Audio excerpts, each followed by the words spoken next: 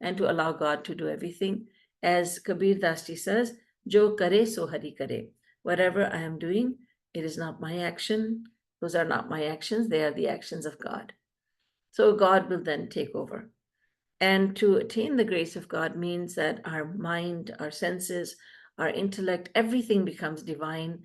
And God gives to that most fortunate soul everything that he has in his possession. He gives unlimited knowledge, unlimited happiness. And even though God has given away unlimited happiness and unlimited knowledge, God still remains with unlimited knowledge and unlimited happiness, because unlimited minus unlimited equals unlimited. Who is going to teach us how to surrender to God?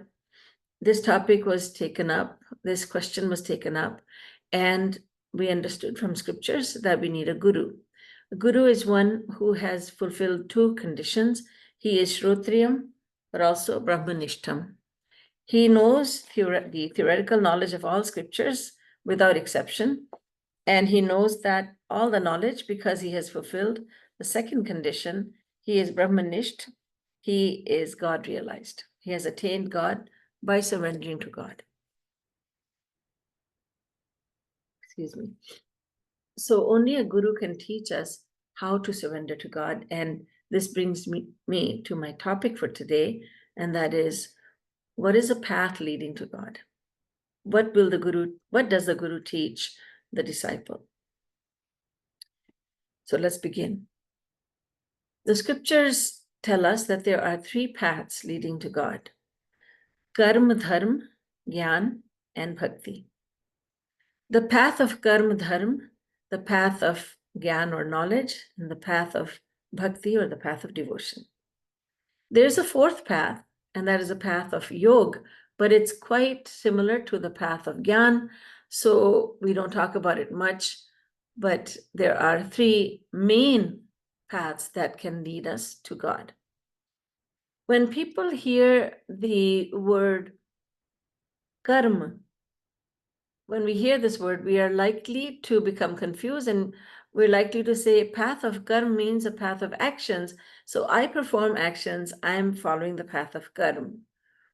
But no, path of karma and dharma means that we are performing the rites and rituals and ceremonies, and we are doing our duties as prescribed by the Vedas and the Smritis. So there are certain karma, certain duties that scriptures tell us to perform, to observe.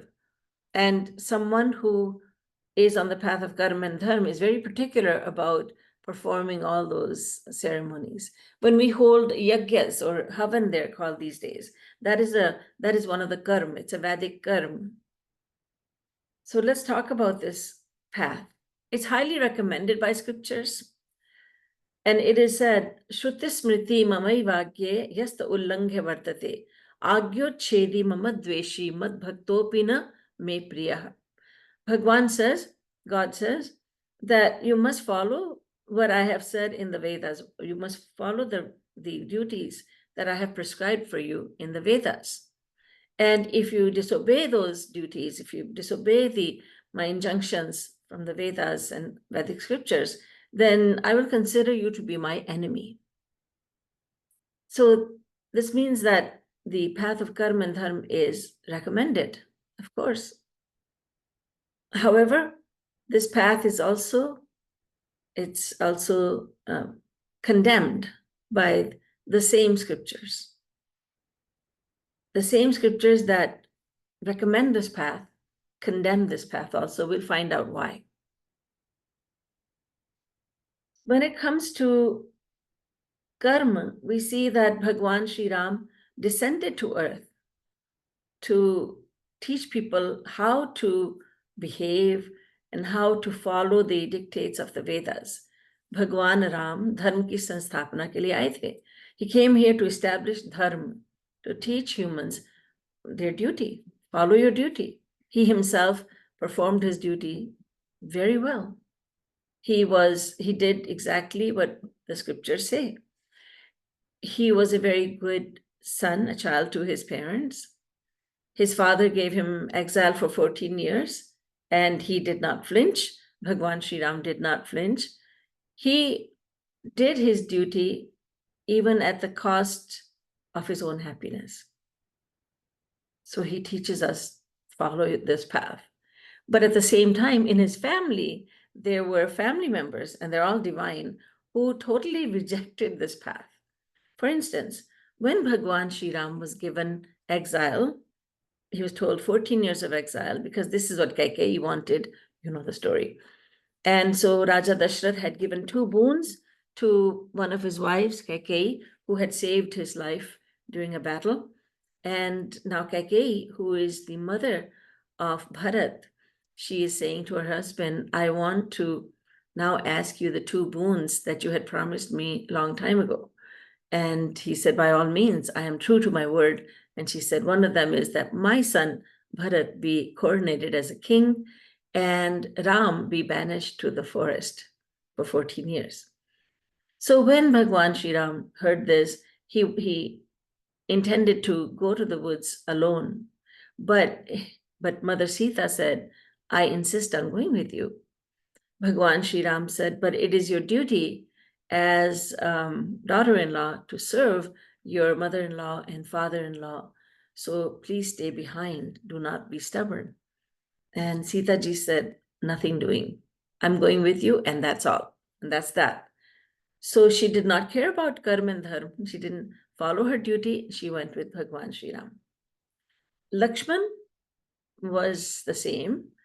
Bhagwan Sri Ram said, now don't insist on coming with me. Lakshman said, I want to come with you. I want to serve you and Sita Mata. Bhagwan Sri Ram said, our father is devastated. King Dashrath was absolutely devastated because he had to send Ram away. So our father is devastated. How can he rule the kingdom properly? And if the king's subjects are not happy, then the king after death deserves to be sent to hell, Narak.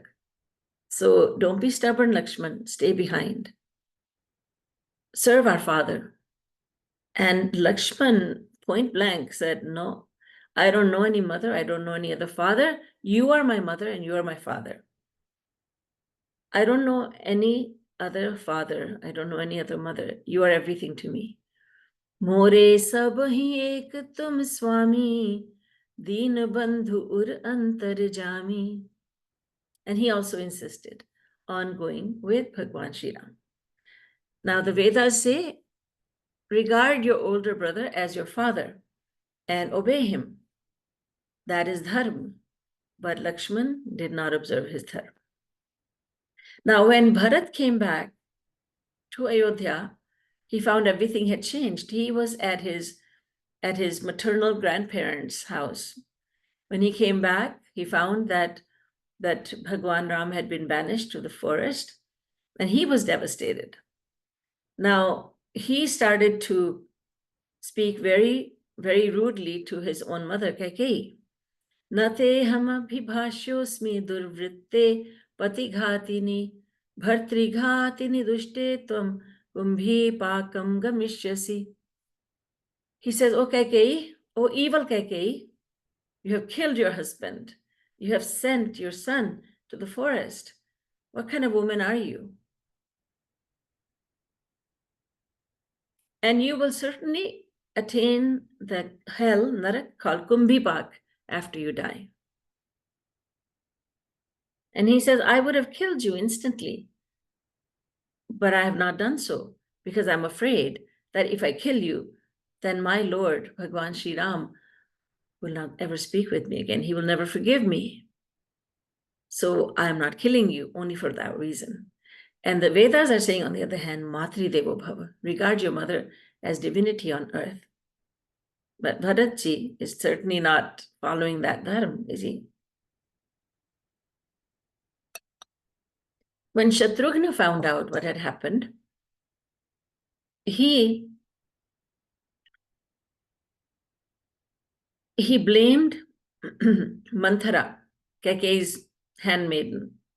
When Kaikeyi had gotten married, Manthara had come with her because she had always served Kaikeyi. So Manthara was a very old maidservant of Kaikeyi, She was a hunchback. And she had poisoned Keke's ears. And she had said, "Oh, queen, you're too innocent. You know, if you are so happy that Ram is going to be the king, but do you not realize that you will be number two in King Dashrath's eyes? Kaushalya, as the mother of King Ram, will be number one. So you should ask for the boons." Anyway, so she eventually corrupted Kake's mind. And so Shatrughna is so angry with Manthara that lage ghasitan dhari dhari jhoti. He grabbed her by her braid and started to drag her. And humagi tak kubar mara. And he hit her hunchback. He struck her hunchback with his foot. Now, that's not any way to treat a woman. The Vedas condemn this behavior. This is not dharma, it's going against dharma. But Shatrughna, he went against dharma. So in Bhagwan Ram's own family, we see that dharma is being ignored.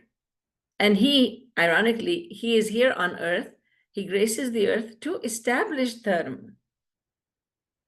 Now, if we go to the next yug, Treta, from Treta we go to Dwapar, we see that Bhagwan Shri Krishna's best devotees, gopis, they are completely shunning the laws of dharma. They are leaving their husbands. They're going to Shri Krishna in the middle of the night in Vrindavan. When Shri Krishna played the flute on that magical night in Sharad Kal or autumn night, and the full moon was out there in the sky, and the miracle was that in the autumn season, springtime flowers and summer flowers are in bloom. And so the season is autumn, but everything else is springtime. So Shri Krishna played the flute, and the gopis went rushing to the spot where Shri Krishna was. And when he got there, he said, "Swagatam vo mahabhaga priyanking karavaniva." "Oh, highly blessed ones, I welcome you. But please tell me, what are you doing here in the middle of the night?" Then he started saying to them, "You shouldn't be out here. You are virtuous women. You should not be out here with a man who's not even your husband." And then he said, "You should go back." He tested them. "You should go back.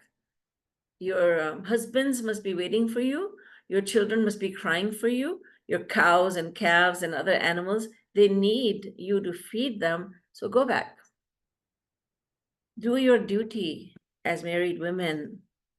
And the gopis said, "No, we will not leave you." So they did not leave Shri Krishna.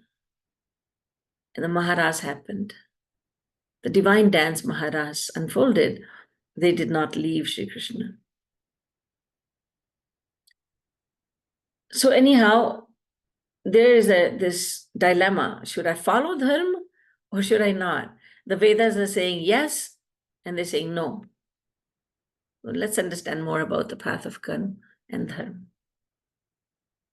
There are four kinds of karma. One is naitik karma. These are daily actions, daily rituals that are supposed to be performed. Then secondly, naimittik karma.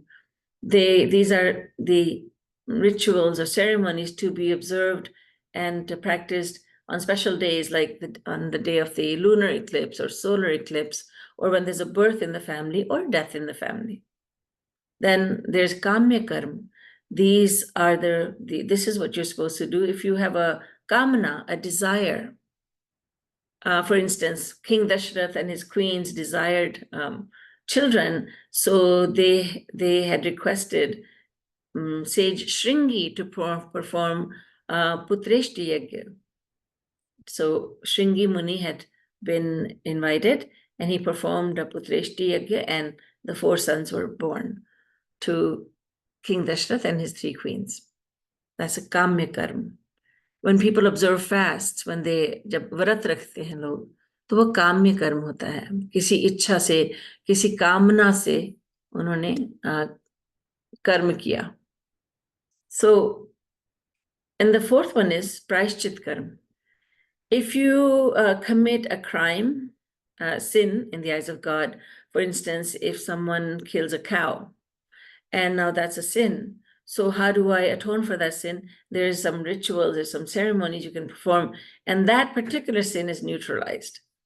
That does not mean that you will not commit sins again. It just means that one particular sin, you don't have to worry about it. You have been forgiven that. So there are four kinds of karma. Now, what if I don't perform that karma, that daily karma, naitik karma? Well, there's punishment for that. Naitik karma, daily karma, some of the examples are for a Brahmin, for instance, and they're different for a Brahmin, Kshatriya, Vaishya, and Shudra. And according to your stage of life, are you a celibate student under the age of 25? Or now at the age of 25, you've gotten married and now you're in grihasthashram, you're a householder? Or are you now 50 years and onwards? So you're a vanaprasthi, a forest dweller, you're at that stage of life. Or now at the age of 75 onwards, you're a sannyasi.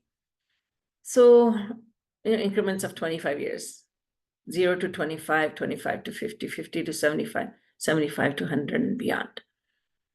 So depending on whether you're Brahmin, Kshatriya, Vaishya, or Shudra, and depending on the four stages of life, there are different duties prescribed for you.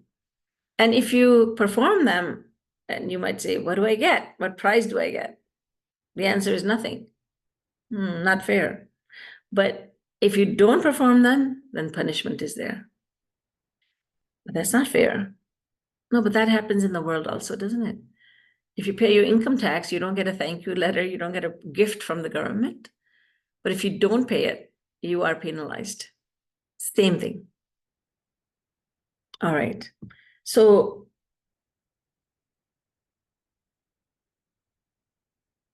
how easy is it to follow this path of karma and dharma? It's very difficult. In Kali Yuga, it's very difficult because there are these duties, these ceremonies, yajnas you're supposed to perform, and there are 6 very difficult conditions that have to be met with 100% accuracy. For instance, if you want a desire fulfilled, you want to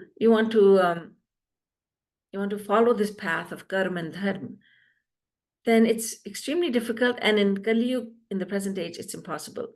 Because when you invite a pandit, a priest, to do the havan for you, yajna, homam for you, then one of the conditions is that the pronunciation of Sanskrit language, because the pandit is going to recite mantras, and his recitation in Sanskrit must be with 100% accuracy. 99.99% accuracy is just not good enough. There has to be 100% accuracy. And Sanskrit is very scientific and very precise. Sad, sada, a sound, maybe a difference in that will change the meaning. I often tell satsangis when we say prem bhiksham dehi. So some people say dehi, long e, but it's supposed to be dehi because that's Sanskrit. Prem bhiksham dehi. Dehi means give me alms of your love. And so dehi means give, and dehi means atma, the soul. Deh meaning the body, dehi is the soul. So dehi as opposed to dehi, you change the meaning, right? Katu and kati, sakal and shakal, the pronunciation has to be accurate. And secondly, intonation must be with 100% accuracy. The way the voice rises and falls, that has to be with 100% accuracy. Indra Shatrur Vivardhasva. There was this mantra that some of the asurs or demons, they captured some sages and they forced them to perform a yajna for them, because the meaning of the mantra was, may the enemy of Indra prosper. So may we demons prosper, may we win this battle. But the sages who were forced to perform the yajna knew that the Asurs had no idea about intonation pattern. So they pronounced the words correctly, Indra Shatru Vivardhasva, but they changed the meaning altogether by simply changing the accent. Where they placed the emphasis, that where they were supposed to place it, they did not place it there. For instance, if I say Indra Shatru Vivardhasva or Indra Shatru Vivardhasva, see, I've changed it. So the meaning changes. Now it meant, may the enemy of the demons prosper. So Indra and the other devtas, they won the battle. And the demon, as he was laying on his deathbed, wounded, badly wounded on the battlefield, he asked Bhagwan, he said, my Lord, how could you do this to me? And God explained to him, well, your sages, the ones who were pronouncing the mantras, their intonation pattern was wrong. So the meaning got changed. And so the demon said, the Asur said, that's not my fault. It was their fault. They tricked me.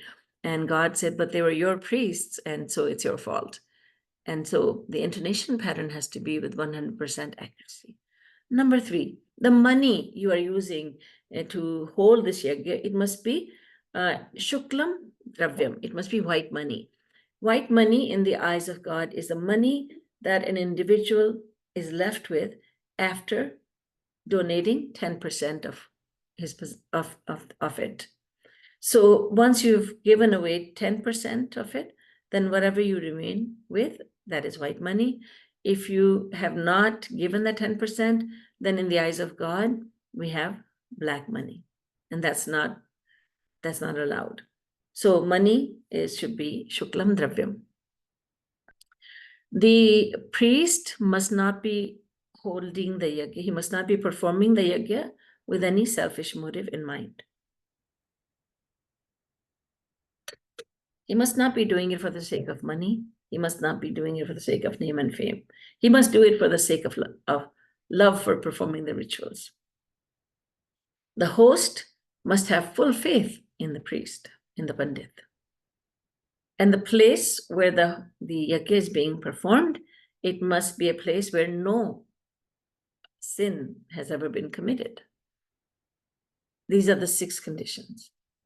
So you can understand why I'm saying that in Kali Yuga, it is impossible to fulfill these 6 conditions. So the path of karma and dharma is extremely difficult to observe, to follow. But even if you say, no, I will do everything right. Chalo, ठीक है, आपने कर्म धर्म सब अच्छी तरह से आपने follow किया. With 100% accuracy, you have followed this path. What are you going to get? God? No. You will go only up to Swargalok. Swarg, where Devtas live, Apsaras live. In Swarg is not the divine kingdom of God. It is a place of temporary pleasures, very heightened pleasures, but there is dissatisfaction even in Swargalok. Even Indra is not satisfied with what he has. And he is the king of all the devtas in Swarg. But Indra wants the seat of Brihaspati. Indra is not satisfied with what he has. He has all the devtas under his control, but even he has desires. He has desires because he is under the control of Maya. स्वर्ग जो है ना, ये माया धाम ही है, ये भगवत धाम नहीं है. बहुत लोग ये सोचते हैं कि स्वर्ग का मतलब जहां भगवान रहते हैं.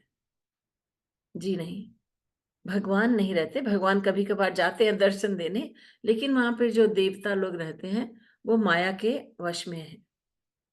So Indra and other devtas, all the inhabitants of Swargalok, they suffer from anger, greed, hatred, pride, lust, envy, and all the other vices that humans suffer from on this earth. And I've already gone over the fact that devtas in Swargalok wish to be human. They pray to God to become human And that too in the sacred land of Bharatvarsh, India, because it is in that country that we hear the name of God being spoken right from the time we are born. So Devtas want to be born human. They are not free from Maya. The ultimate place, the ultimate reward for following the path of karma and dharma is Swargalok. And Swargalok is highly, I would say, disrespected by the Vedas. It is, the Vedas say, the individual who desires to go to Swarg and one who actually ends up in Swarg is the most foolish. इष्टापूर्तम मन्यमाना वरिष्ठम नान्यत श्रेयो वेदयन्ते प्रमूढ़ा। वो प्रमूढ़ है, वो घोर घोर मूर्ख है जो स्वर्ग चाहते हैं और स्वर्ग को प्राप्त कर लेते हैं. So we made all this effort, we followed all these conditions, and we worked so hard, and all we got was Swarg. Yes. So that is why the Vedas and scriptures, they insult this path. They insult this path. But they also praise it, you'll say. Yes, they praise it also. So they praise it. Why do they praise it? If you follow this path of karma and dharma, but alongside you practice devotion to God, then you're not just a karmi, you're not just a follower of karma, path of karma and dharma, you're a karma yogi. In other words, you are following the path of karma and dharma externally, and inwardly you are loving God. That is the devotion part. So karma plus yog. Yog means union. Like the word yoke in English, it comes from the word yog. Yog means union. Union of the mind with God. Karma yog. So karma yog takes us to God. That is why the path of karma is praised. When you follow your duty as a Brahman, Kshatriya, Vaishya, or Shudra, or as a student, as a householder, as a forest dweller, or a mendicant sannyasi, you're doing all that, but you are also loving God internally, then that, from that point of view, the path of karma is worthy of our respect. Now, Jagat Guru Tam Shri Kripaluji Maharaj, Shri Maharaj Ji says, why work so hard to follow karma and dharma when you have to go to devotion ultimately? Why not just practice devotion? But some people are attached to the path of karma and dharma, so they will follow that path. But if they follow it alongside with devotion, then all is well and good. Otherwise, they end up in Swargalok. And what happens in Swargalok? You enjoy great pleasures, the likes of which we cannot even think about in this world. You enjoy these very, very great pleasures. But after your time in Swargalok is finished, then you are thrown back to this Mrityulok, and you come back in lower forms of life. You come back as an insect, a bird, mostly an insect, little ants and mosquitoes. Hinataram vavishanti. Lokam hinataram vavishanti. The Vedas say, then someone who is now finished his term in Swargalok, because his virtuous actions are exhausted, now he has to come back. He's born in lower forms of life. So that is in a nutshell what कर्म धर्म is all about. तो हम लोग सोचते हैं, बहुत से लोग सोचते हैं कि कर्म धर्म का मार्ग, यानी हम कर्म करते हैं तो कर्म धर्म का मार्ग हम अपनाते हैं. नहीं नहीं, कर्म धर्म का मार्ग ऐसा नहीं. आप वेदों में, स्मृतियों में जो लिखा है, आपको ब्राह्मण है तो आप वेद पढ़िए, वेद पढ़ाइए, आप ये सेरेमनी करिए, वो करिए, दान दीजिए, दान लीजिए. बहुत सारे कर्म हैं, नित्य कर्म उनको करना होगा. और ये सब करके भी बहुत झमेले हैं, करके भी स्वर्ग मिलेगा, और स्वर्ग भी 4 दिन का, फिर से वापस आना पड़ेगा. So the path of karma and dharma is extremely difficult to follow, especially in this day and age. And in any age, in Satyug, Treta, Dwapar, or Kaliyug, even though it may not be so difficult to follow this path in the other eras, yet the result is always going to be the same, and that is the attainment of Swargalok. And the people living in Swargalok, Devtas, they are crying before God to make them human, because it's only as humans that we can practice devotion and reap the fruits of our devotional practice. Devtas in Swargalok, they have understood that aim of life is to practice devotion to God. But even if they practice devotion there, they're not given fruits of their actions. So they are wanting the human form of life. And there are many naive humans who want to go to Swargalok. So we understand now, we should understand what Swarg is all about. And path of karma and dharma leads us only to Swargalok, and that's why it is condemned. But when it is practiced alongside with devotion, then the individual becomes a karma yogi, and because of the devotion he's practicing, he will go to God. So you can practice devotion by itself. You don't need karma and dharma. And so, as I said, in a nutshell, this is what karma and dharma is all about. But I'm sure you'll have some questions about it. So I'll stop talking, and the Q&A session may then begin. Vrindavan Bihari Lal ki Jai. Srimad Sadguru Sarkar ki Jai.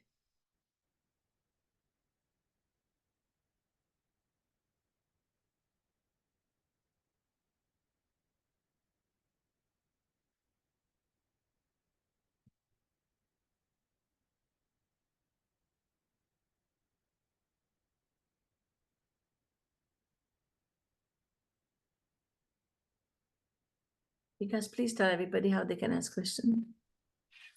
Didi ji, shall I raise hand or shall I just go ahead? This is Purnima from Atlanta. Radhe Radhe Purnima. Radhe Radhe. Didi ji, thank you for such a nice, explanation on karma and dharma. So I know I have listened to the lectures in the past, so how we practice this is with karma and dharma whenever we are doing our job or daily activities or whatever, family responsibilities, we keep God in our mind. Is that's what is becoming karma yogi and going to God. That's karma yogi, yes. Although you're And not so doing those, although you're not by karma, your karma means just the basic day-to-day right, actions, right. not the actions, not the karma that are recommended by Vedas. Do this Yeah. yajna and do this havan and so Yeah, on. yeah, just like taking care of the family, cooking, doing our jobs, whatever, what daily responsibility, but keeping God in mind all the time. Yes.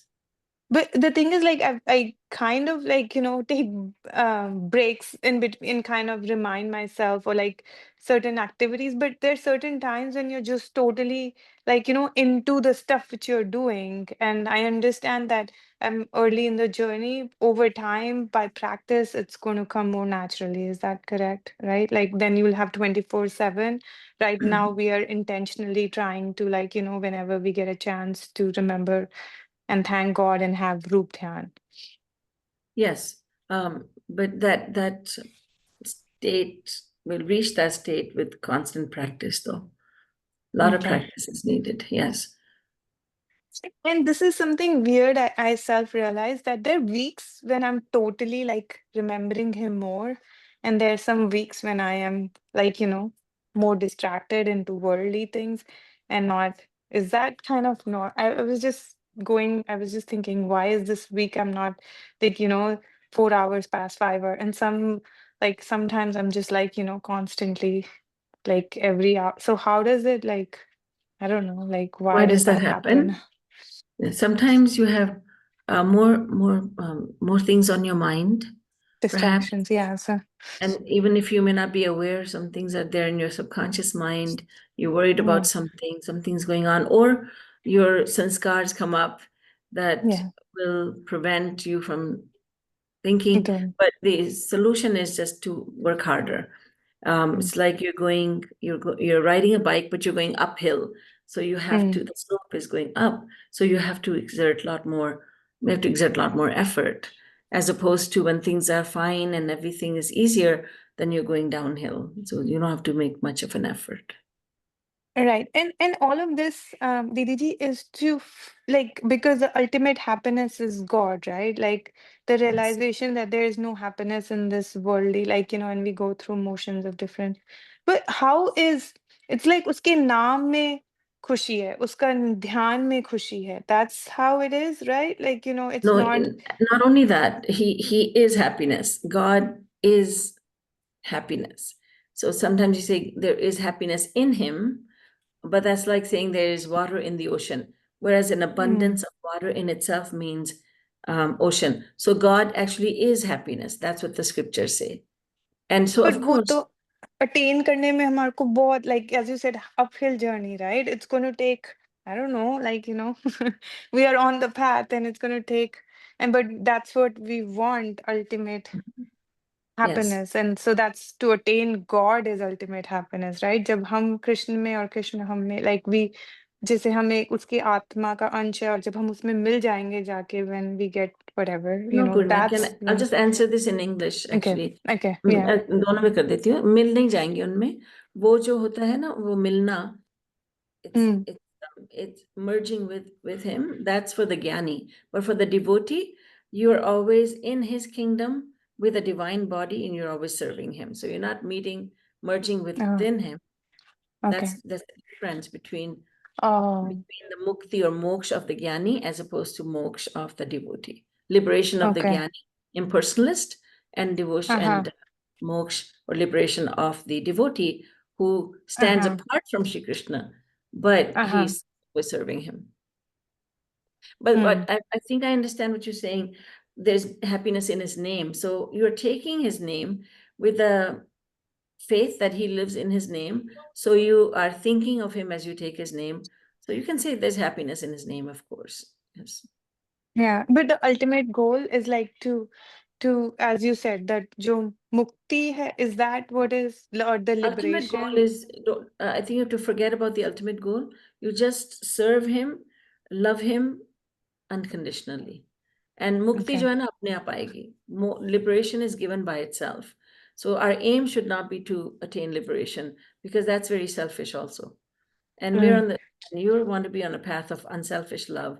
So what you want to think is, I just want to serve you personally, and that's it. I want to love you and serve you. So Serve that you you is don't, just like jo bhi, like to just anytime I can do anything, like, um I'm gonna say like एक तो नाम लेना सर्व करना है और एक दान देना सर्व करना है या फिर जो कर्म दान है या धन दान है, right? That's what it is? no, no, no. No. You're Okay. serving him now through other means. Definitely, seva is there. You're Right. serving, let's say in the temple, you're giving Right. charity, Right. so on. But what I mean is, I want to serve you physically myself. I want to be Hmm. cooking for you, cleaning for you, like that.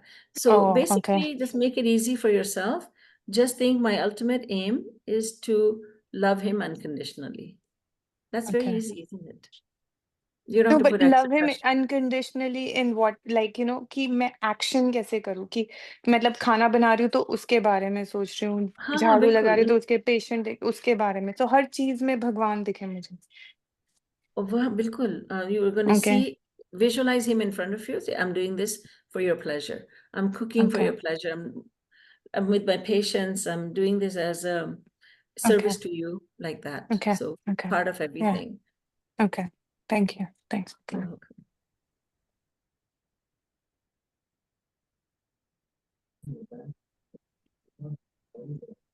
दीदी जी एक question आपसे पूछना था, sorry. This Sandeep. Hate hate. Radhe Radhe.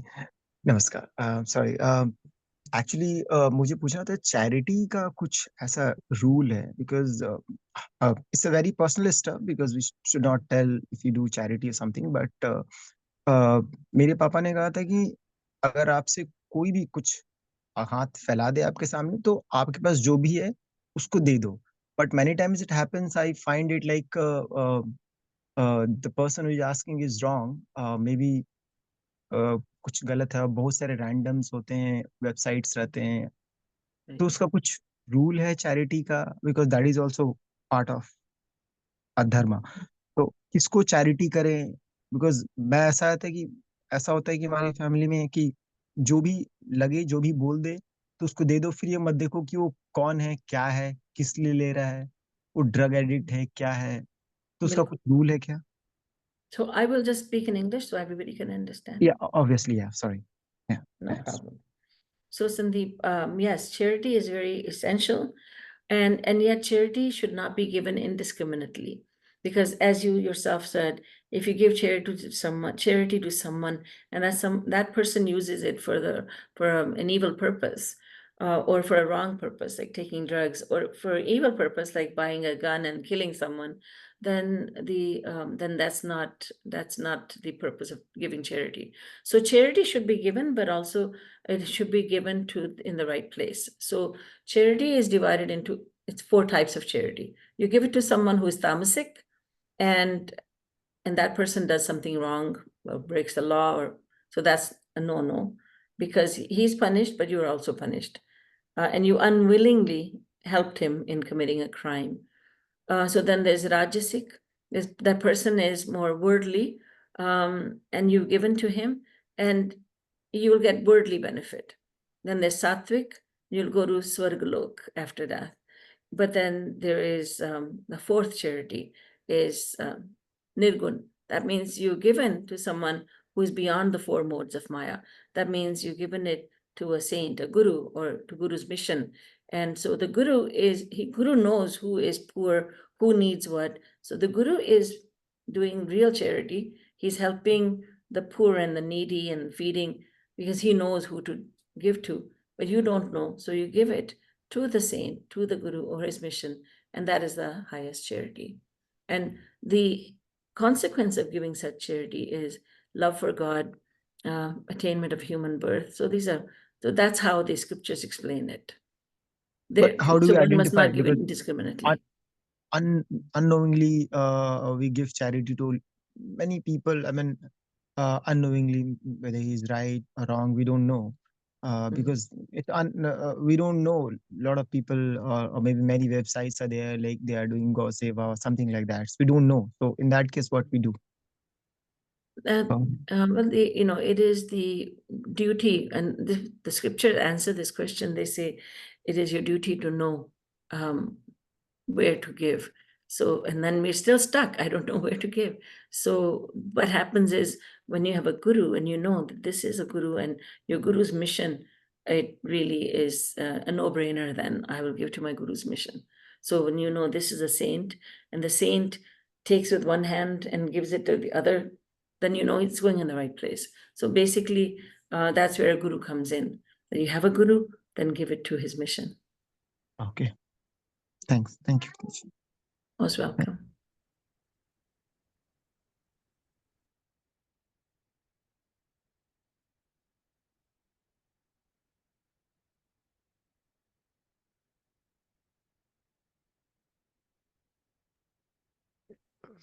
Radhe Radhe Didi ji.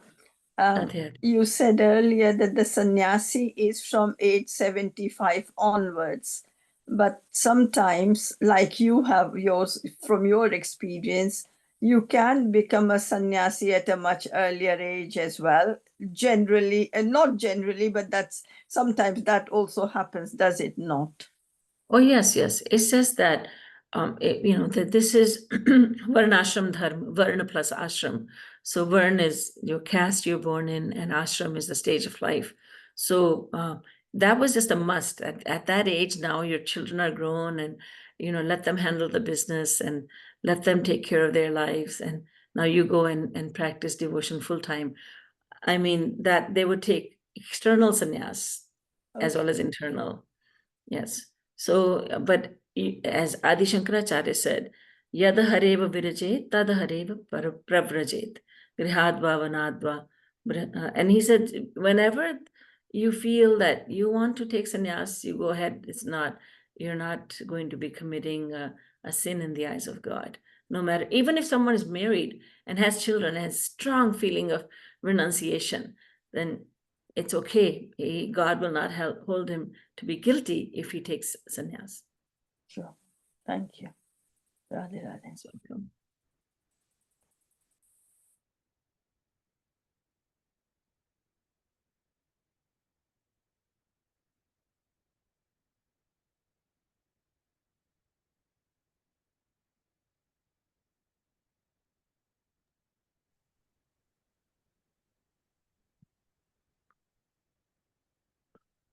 You can Preeti, unmute that's him. a question.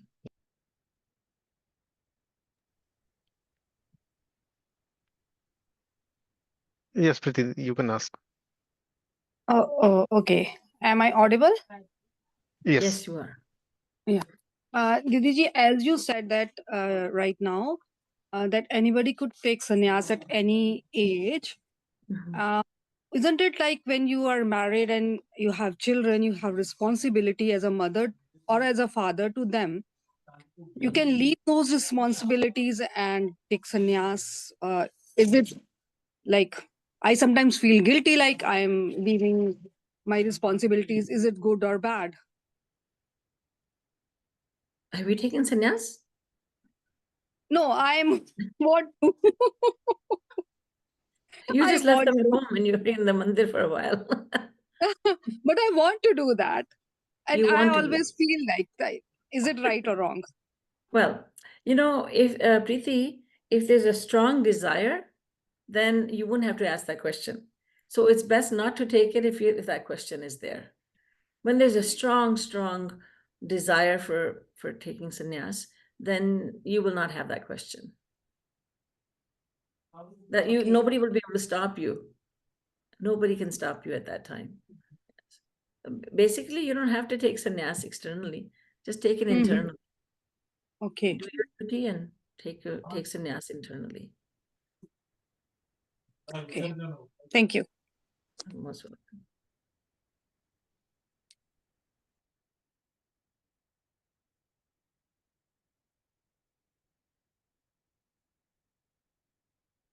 We have 5 more minutes if anybody has any question.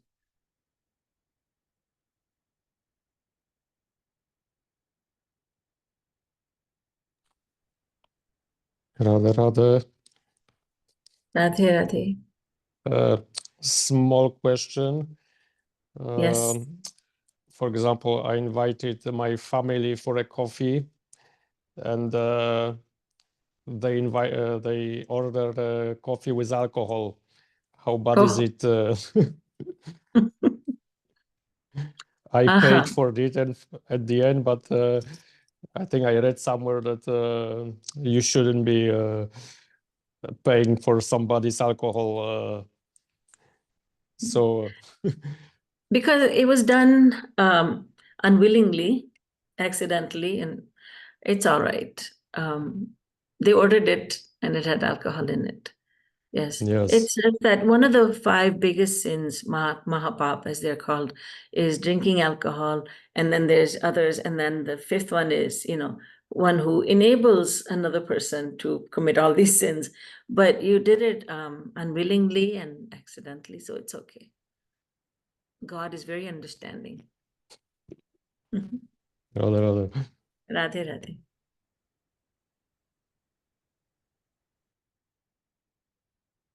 For that matter, someone gave me tomato juice once. And I said, that's the most delicious tomato juice I've ever had. And I said, let me see the bottle. And it turned out to be clamato, clams and tomato juice. So now I'm not going to be held responsible for becoming a non-vegetarian because I did it accidentally. Or I was, so it's all right. And I made sure I'd always read the labels after that. Anyway, but something that's done accidentally, it's forgiven. Didi, I have a question actually. Yes. So, there's just so much unrest in the world, so many things going on, just war and all of that news, around. I personally, I don't feel like reading the news anymore. I don't feel like watching anything anymore. I just feel like shutting out. You know, Someone might even call me really ignorant because I choose not to read those things. But then something really hurts me, and something makes me feel like this is not right. And I know all of us know it's not right. How do we use our bhakti, to kind of protect us from that? And Maharaji keeps saying that you should not feel, but I do feel sad, I do feel very depressed when I see and I hear all these things. So the best thing is not to listen to those, not to watch the news, because it does affect us. And you're mildly aware of what's going on, but let's face it, we're not going to be able to stop that. And there's no point in knowing the details. And you'll definitely hear about it because people will talk about it at work anyway.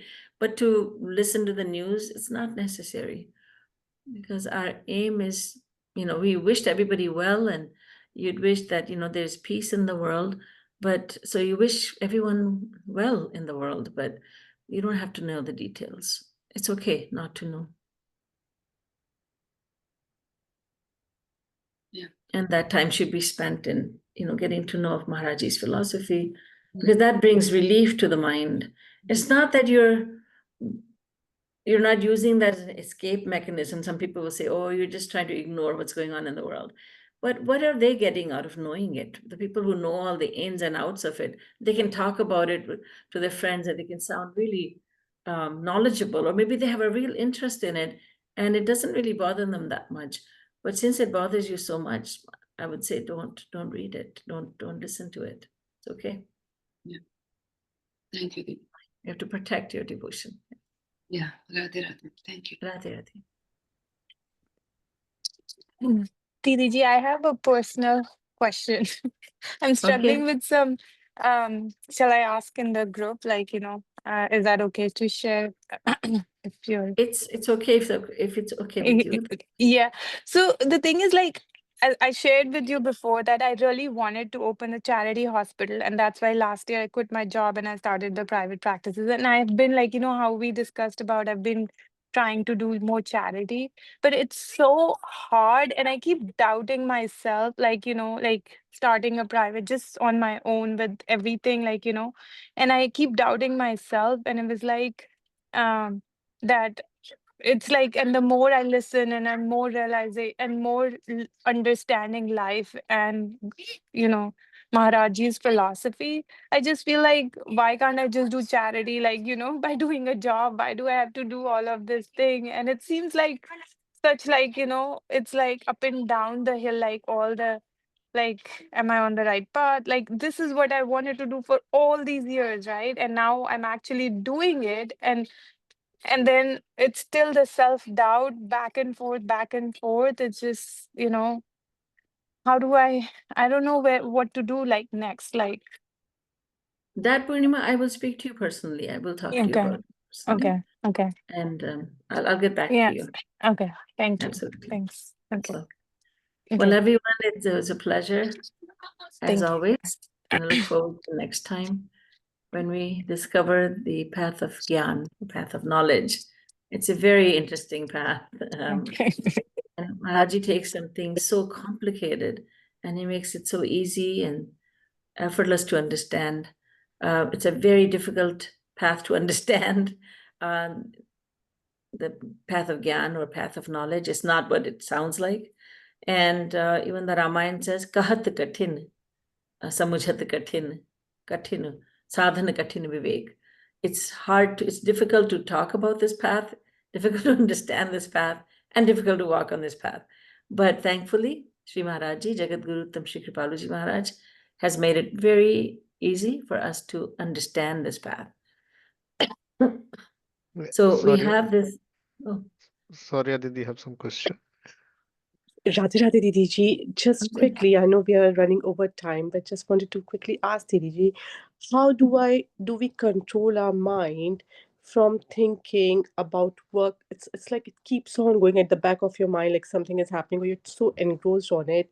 And then at the end of the day, I feel regret that no, I missed remembering or doing a smaran of Maharaji or Radhe Govind. But how do we keep reminding ourselves, no, just stop thinking about it? Excuse me, I just got this coughing fit as soon as you asked the question. But would you mind if I answered it another time? This cough came out of nowhere. Or you could reach out to me on WhatsApp and I will speak with you. Yes? Okay. So everyone, see you in 2 weeks. God willing, Radhe Radhe. Radhe Radhe Radhe Radhe दीदी। दीदी जी। राधे दीदी। श्रीमद सदगुरु सरकार की जय लाडली लाल की की जय। जय जय श्री राधे जय जय श्री राधे जय जय जय श्री राधे राधे राधे राधे राधे राधे राधे। राधे